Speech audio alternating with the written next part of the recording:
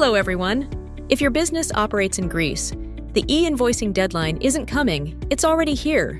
Greece has mandated electronic invoicing for public sector suppliers, with B2B requirements actively rolling out since February 25. The question isn't whether you need to comply, it's whether your SAP system is ready. That's exactly where Crimson Technology Partners comes in. Our solution, built on SAP document and reporting compliance, gives your organization a direct SAP-native path to full Greek e-invoicing compliance. No workarounds, no third-party patches, no compliance gaps.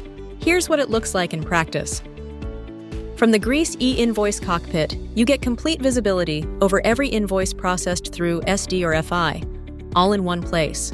Documents are generated, validated, and submitted to the Greek tax authorities in the required XML format.